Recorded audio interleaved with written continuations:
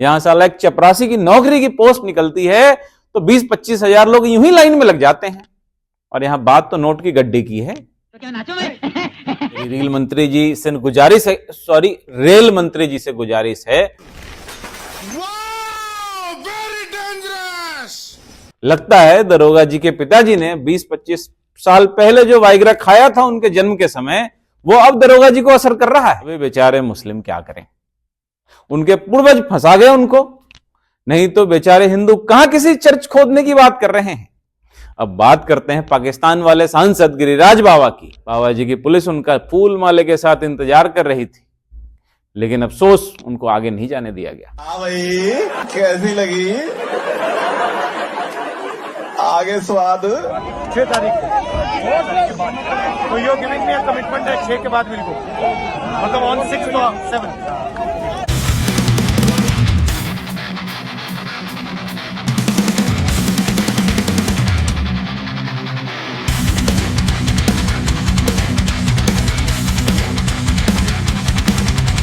नमस्कार दोस्तों, आज की शो की शुरुआत करते हैं, तो फिर देर किस बात की है, चलिए घंटा बजाइए और आज की दुकानदारी शुरू करें। पहली खबर से बोनी करते हैं हम सबके हीरो लॉरेंस बिश्नोई से।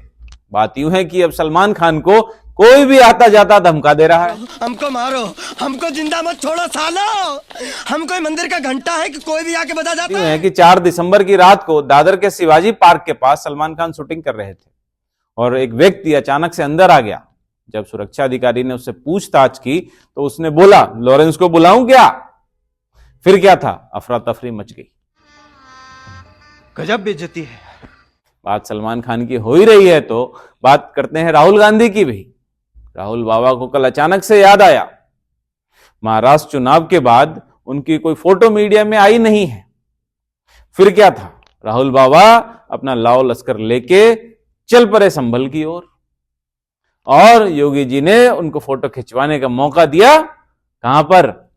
गाजीपुर बॉर्डर पर, जहां पर बाबा जी की पुलिस उनका फूल माले के साथ इंतजार कर रही थी, लेकिन अफसोस उनको आगे नहीं जाने दिया गया। फिर सुनिए राहुल गांधी ने क्या कहा। 6 तारीख तो you giving me a commitment है 6 के बाद बिल्कुल, मतलब ऑन 6 to 7 जाने की कोशिश कर रहे हैं। पुलिस मना कर रही है, अलाउ नहीं कर रही है। एज एलओपी मेरा अधिकार बनता है कि मैं जा सकता हूं, अकेला जाने को तैयार हूं, पुलिस के साथ जाने को तैयार हूं। ये कॉन्स्टिट्यूशन के खिलाफ है। हम सिर्फ संभल जाना चाहते हैं, देखना चाहते हैं वहां क्या हुआ। नया हिंदुस्तान है, कॉन्स्टिट्यूशन को खत्म करने का हिंदुस्तान है, अंबेडकर जी के कॉन्स्टिट्यूशन को खत्म करने का हिंदुस्तान है, मगर हम लड़ते रहेंगे। धन्यवाद। फिर राहुल गांधी दिल्ली की तरफ लौट चले, पर गाजीपुर बॉर्डर पर लंबी जाम लग गई और कांग्रेस कार्यकर्ताओं की आम पब्लिक से झड़प हो गई। भाई मारो मुझे, मारो मारो मुझे, मारो मारो, नहीं ये मजाक हो रहा है, एक सेकंड यार मजाक। आगे बात करते हैं पप्पू जी की। नहीं, बात हो रही है सांसद पप्पू यादव की। आपको मालूम है कि उन्हें भी बिश्नोई बाबा से धमकी मिली थी, पर अब कहानी पलट गई है।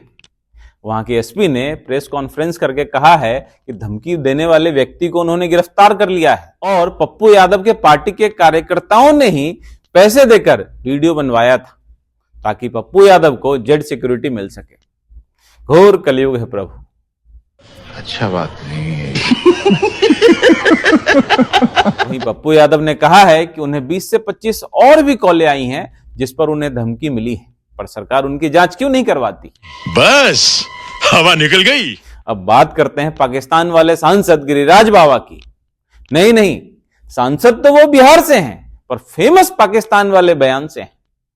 पाकिस्तान चले जाओ वाले बयान से उन्होंने कहा है कि पंजाब में कानून व्यवस्था बिल्कुल खराब हो गई है। बात यूं है कि प्रकाश सिंह बादल को अकाल तख्त से सजा मिली थी कि उन्हें स्वर्ण मंदिर में एक दिन जूठे बर्तन धोने हैं और एक दिन की पहरेदारी करनी है, और उसी सजा के दौरान उन पर गोली चल गई। हालांकि वे कान बच गए और हमलावर भी पकड़ लिया गया और वे इसी तरह अमेरिका के राष्ट्रपति बनते बनते रह गए।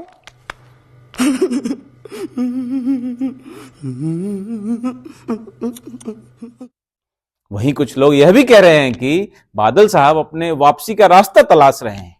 अरे भाई, घर जाने का रास्ता तो उनके ड्राइवर को पता है, वो तो सरकार में आने का रास्ता तलाश रहे हैं।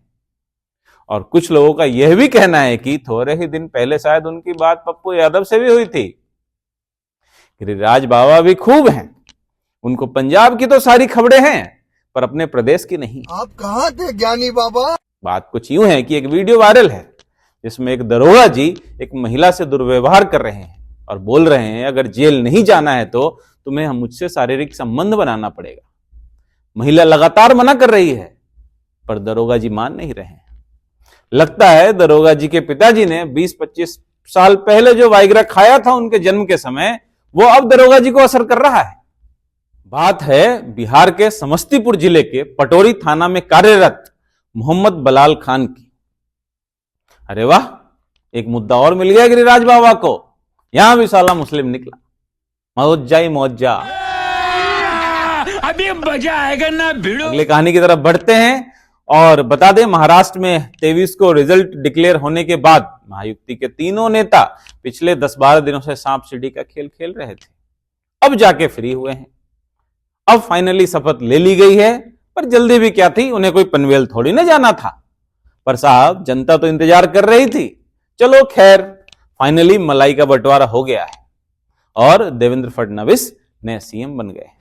अबे जल्दी बोल, कल सुबह पनवेल निकल। बात जनता की कर रहे हैं तो एक और नया मामला खुदाई का आ गया है बाहर। अब अपना अपना गिरती फावड़ा तैयार कर लीजिए। संभल अजमेर के बाद मामला बदायूं में शमसी शाही मस्जिद की खुदाई का है। एक हिंदूवादी संगठन ने बताया है कि यह पहले नीलकंठ महादेव का मंदिर हुआ करता था।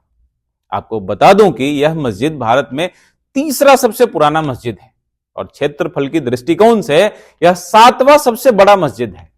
यहां लगभग 23,000 लोग एक साथ नमाज अदा कर सकते हैं। अखिल भारत हिंदू महासभा के मुकेश पटेल ने यह केस 2022 में ही किया था। उनके वकील वेद प्रकाश शर्मा ने कहा है कि उनके पास सभी साक्ष्य मौजूद हैं और जीत उनकी ही होगी। अबे बेचारे मुस्लिम क्या करें, उनके पूर्वज फंसा गए उनको, नहीं तो बेचारे हिंदू कहां किसी चर्च खोदने की बात कर रहे हैं। देखो अंग्रेज कितने भी बुरे थे, उन्होंने भारत के एजुकेशन सिस्टम की कितनी भी मां बहन एक करी हो, पर उन्होंने अपने चर्च सारे गैर विवादित जगह पर बनाया। उन्हें शायद पता था कि हिंदू जिस दिन जग गए सो उठ के सबसे पहले मंदिर आएंगे। मस्त जोक मारा रे, ये हंस रहे हलकट हंस। मंदिर की बात से बता दूं आपको कि आज देश के मंदिर संसद भवन में राज्यसभा के सांसद सुधांशु त्रिवेदी ने राज्यसभा में श्री श्री अडानी जी का नाम न लेते हुए कहा है कि एक विदेशी साजिश हो रही है। जब भी हमारे देश में संसद का सत्र बुलाया जाता है उससे पहले माय फ्रेंड ट्रंप के देश से कुछ ना कुछ सुर्रा छोड़ दिया जाता है।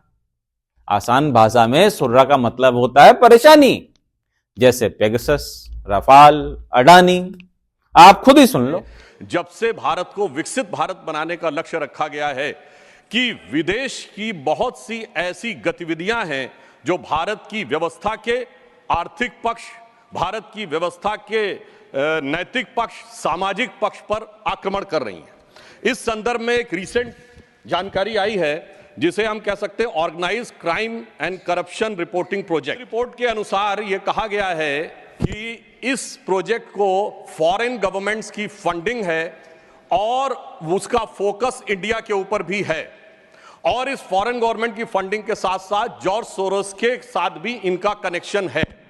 अब ये केवल हम एक रिपोर्ट के आधार पर नहीं कह रहे हैं सभापति महोदय, मैं सदन का ध्यान आकृष्ट करना चाहूंगा कि विगत 3 वर्षों से ये क्या एक संयोग है कि जिस समय भारत की संसद का सत्र चलता है, मैं सिर्फ एक संयोग बता रहा हूं, भारतीय फार्मर्स के बारे में रिपोर्ट आती है 3 फरवरी 2021, बजट सत्र है 29 जनवरी 2021। पेगासस रिपोर्ट आती है 18 जुलाई 2021, मानसून सत्र है 19 जुलाई 2021।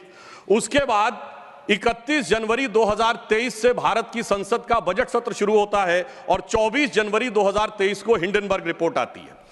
जनवरी 2023 में भारत की संसद का सत्र शुरू होता है और 17 जनवरी 2023 को बीबीसी की डॉक्यूमेंट्री आती है इंडिया द मोदी क्वेश्चन।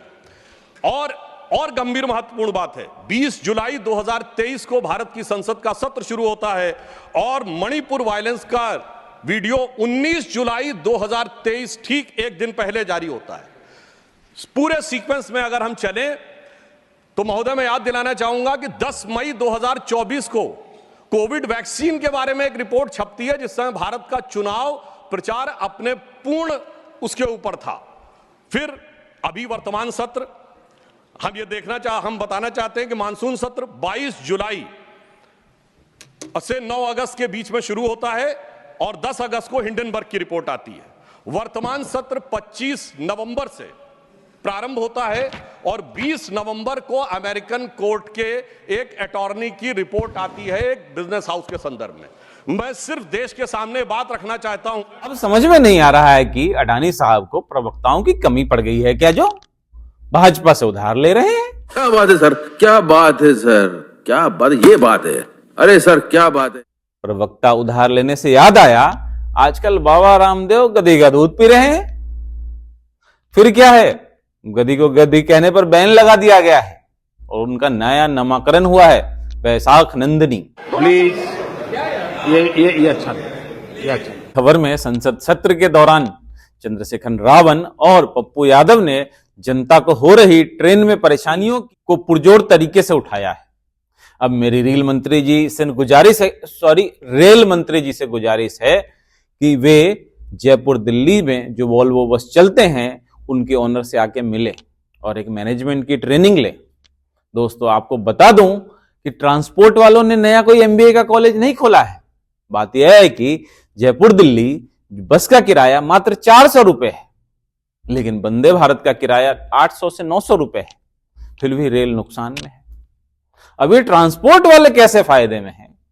अब आप ही बताएं, कोर्स करना चाहिए कि नहीं करना चाहिए?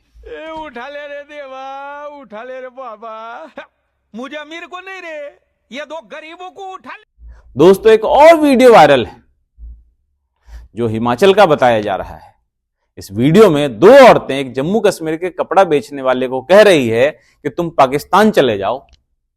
गिरिराज बाबा वहां चूक गए और वो ये भी कह रही हैं कि तुम जय श्री राम का नारा लगाओ। अब उनसे मस्जिद भी ले लो और जय श्री राम का नारा भी लगवाओ। अब सीधे सीधे उनको बोलो कि जी इधर आ जाओ। ये बड़ी अच्छी बात कही आप। वहीं संसद भवन से एक नोटों की गड्डी मिली है, लेकिन इस बेरोजगारी के दौर में भी कोई इसे क्लेम नहीं कर रहा है। सभापति जी ने बोला है कि यह अभिषेक मनु सिंघवी जी के सीट से मिली है, पर अभिषेक मनु जी मना कर रहे हैं। अरे भाई आम जनता से भी पूछ के देख लो बाहर एक बार। 50-60 हजार लोगों की लाइन लग जाए तो कहना। यहां साला एक चपरासी की नौकरी की पोस्ट निकलती है तो 20-25 हजार लोग यूं ही लाइन में लग जाते हैं। और यहां बात तो नोट की गड्ढे की है। रुको जरा, सबर करो, बोला धक्का बुक्की नहीं करने का, आराम से लेने का। हाँ, जोर जोर से बोल के लोगों को स्कीमें बता दे। एक वीडियो और भी वायरल है जिसमें कुछ लोग नारे लगा रहे हैं, अपना मकान वापस लो, अपना मकान वापस लो।